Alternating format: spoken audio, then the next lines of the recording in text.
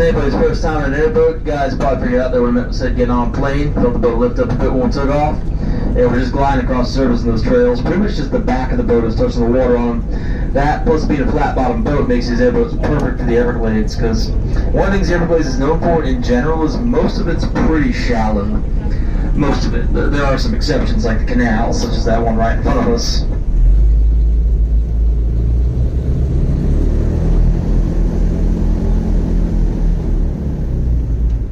And along the center of this canal, the deepest point's about 30 feet, give or take. But the canals are deeper because they're man-made, so there is that.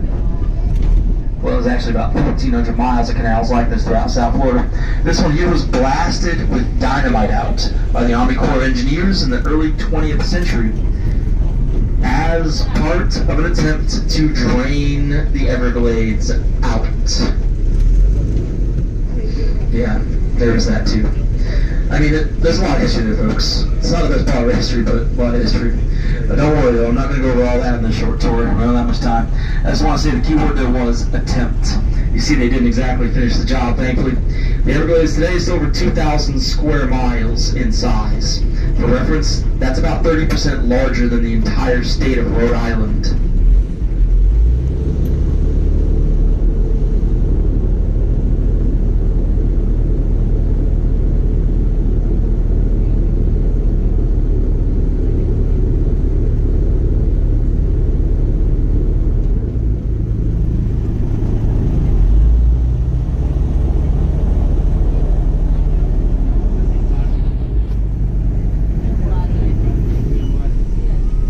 I also want to point out the islands you're seeing around here, like the ones we're driving between, these are all spoil islands, which is a byproduct of them making the canal, so yeah, they're technically man-made too, but once you pass the islands, everything on that side is all natural. And we're at the canal, so it's pretty shallow here, folks, like 2-3 feet deep or so where we're sitting. And the water's murky, but some spots you can still see to the bottom. I gotta let you know though, unfortunately I can't spin the boat around and try and show you anything that is underwater. Trust me, I've tried. You can't keep track of stuff under the surface, but if you keep your eyes on the water, you never know what you might see. There's about 100 different species of fish in this part of the Everglades alone. Lots of turtles around here too, which are pretty skittish around our big noisy airboats, so if maybe you all see a turtle, don't wait for me to call it out. Usually by the time I see them, they're already swimming away from us. Yeah, I'm just being honest with you folks. Around here, some things are more skittish than others, but thankfully the gators tend to lean more towards the less skittish side, typically.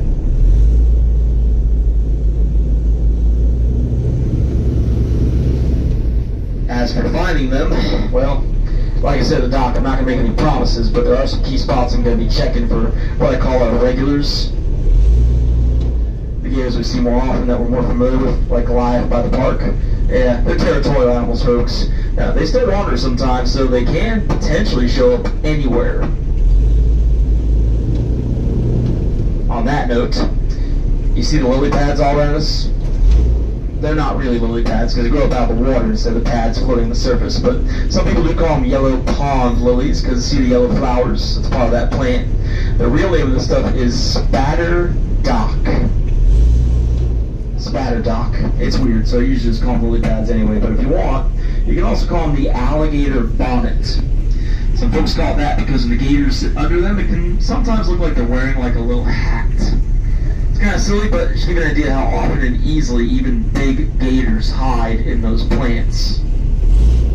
Seriously, when they're doing that, sometimes you don't see them till you're right next to them, so yeah, you definitely want to keep an eye on those wherever we go. Some of you guys might have already noticed the vultures, though, above us on the left. A bunch of them in those trees. A bunch flying around ever since we got off the trail, folks. That's no surprise here. Now, these two spoil islands, we call them the Vulture Islands. There's usually a few around during the day, but at nighttime, there'll be hundreds of vultures in these trees. Getting closer to sundown, more and more of them should be showing up. So, I mean, I could spin around here, but I'm hoping we'll find more up ahead that we can get a better look at. Yeah, those ones over there, pretty high up.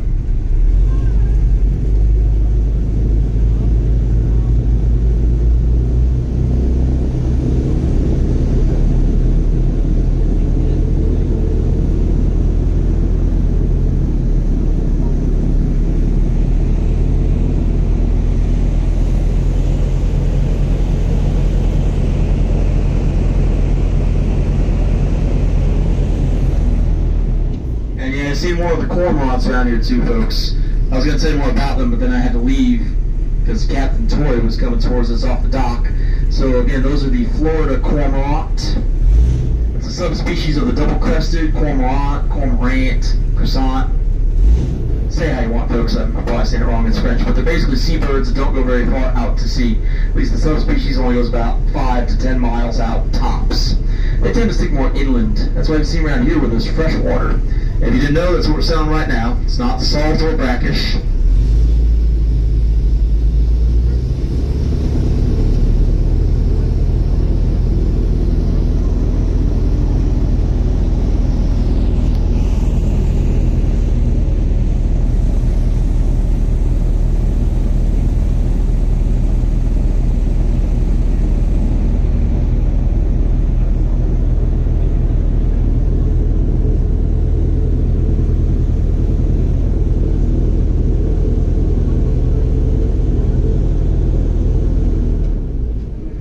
These ones here are still pretty high up, but I can go a little wider for you guys in this spot. Plenty of vultures there for y'all to see. Come up to your left side. Only 2 species in South Florida, though. That's the American black vulture and the turkey vulture. And even from far away, you should have no trouble telling the difference, folks. I mean, the turkey vultures, they got bright red bald heads, brownish feathers, and about a 70-inch wingspan. They're pretty big. Not to say the black vultures are small, though. About a 4.5 to 5 foot wingspan.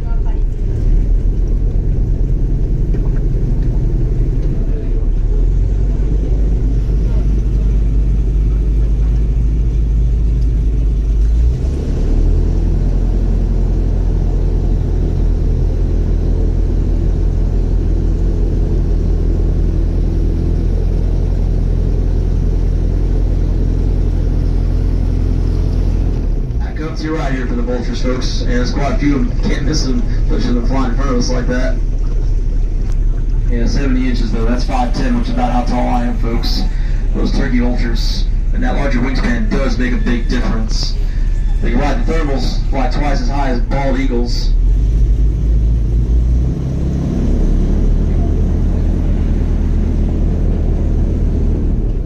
No exaggeration, guys. They've been spotted by pilots gliding over 20,000 feet up.